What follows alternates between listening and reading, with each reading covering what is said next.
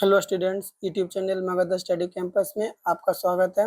आज हम लोग पॉलिटी का 12 डे देखेंगे, जिसमें 10 मोस्ट इंपॉर्टेंट क्वेश्चंस को कवर करेंगे। चलिए क्वेश्चन नंबर 1 देखिए। भारतीय संविधान की निम्नलिखित में से किस अनुसूची में केंद्रीय और राज्य कानूनों की सूची है जिन्हें अदालतों में चुनौती नहीं दी जा सकती है? बताइए कौन सी अनुसूची में? 9वीं अनुसूची में। 9वीं अनुसूची में केंद्रीय और राज्य विधानों की सूची है जिन्हें कानूनी चुनौती नहीं दी जा सकती है। 1951 कब हुआ था 9वीं अनुसूची? 1951 में 9वीं अनुसूची को शामिल करने के लिए संविधान में संशोधन किया गया था। 6ठी अनुसूची में देखिए क्या बताया। यह असम, मेघालय, त्रिपुरा और मिजोरम में जनजातीय समुदाय के अधिकारों की रक्षा के लिए जनजातीय सरकार की स्थापना करता है। तीसरी अनुसूची में विभिन्न संवैधानिक पदों की शपथ और प्रतिज्ञान के प्रारूप शामिल है।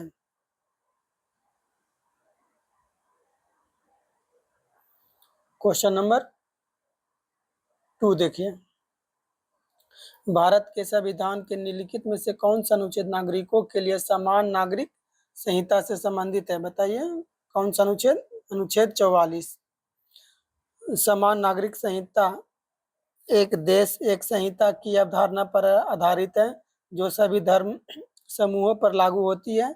भारतीय संविधान का भाग 4 अनुच्छेद 44 विशेष रूप से समान नागरिक संहिता शब्द का उल्लेख करता है।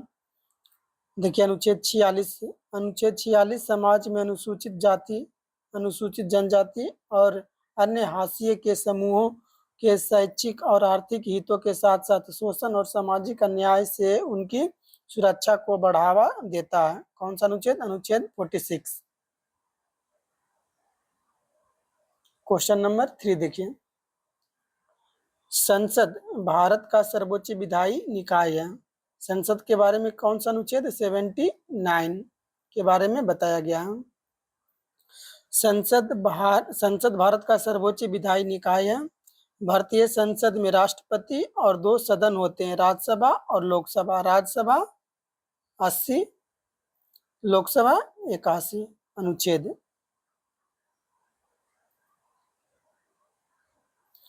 क्वेश्चन नंबर 4 देखिए। निम्नलिखित में से किस अनुच्छेद के अंतर्गत मौलिक अधिकारों के उल्लंघन का निवारण उच्चतम न्यायालय द्वारा किया जा सकता है?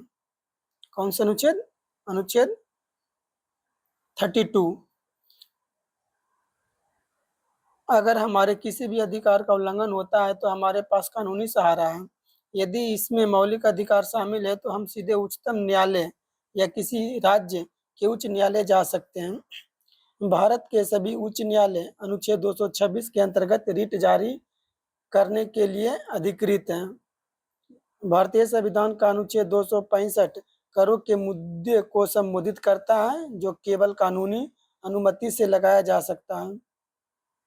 भारतीय संविधान का अनुच्छेद 301 व्यापार, वाणिज्य और यौन गतिविधि की स्वतंत्रता को संबोधित करता है।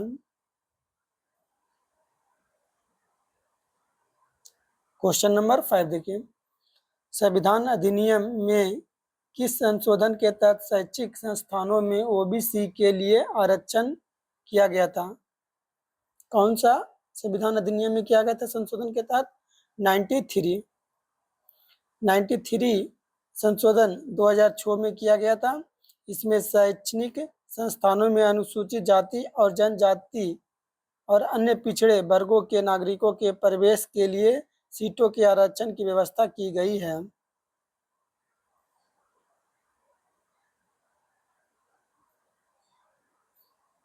क्वेश्चन नंबर 6 देखिए। भारत के संविधान के अनुच्छेद 17 के तहत इसके अभ्यास को कानूनी अपराध घोषित करने क्या समाप्त कर दिया गया? बताइए। अस्पृश्यता को। यह अधिनियम किसी भी सार्वजनिक पूजा स्थल में प्रवेश करने या पूजा करने या किसी दुकान, सार्वजनिक रेस्तरां, होटल या सार्वजनिक मनोरंजन के स्थान में प्रवेश करने से मना करने पर प्रतिबंध लगाने के लिए या लोगों को अस्पताल में भर्ती करने से मना करने और सामान बेचने से मना करने पर 2 साल तक की जेल दंड का प्रावधान करता है। कौन सा अनुच्छेद? अनुच्छेद 17। क्वेश्चन नंबर 7 देखिए, भारतीय संविधान का अनुच्छेद 263 किससे संबंधित है? बताइए। अंतर्राज्यीय परिषद की स्थापना से संबंधित है।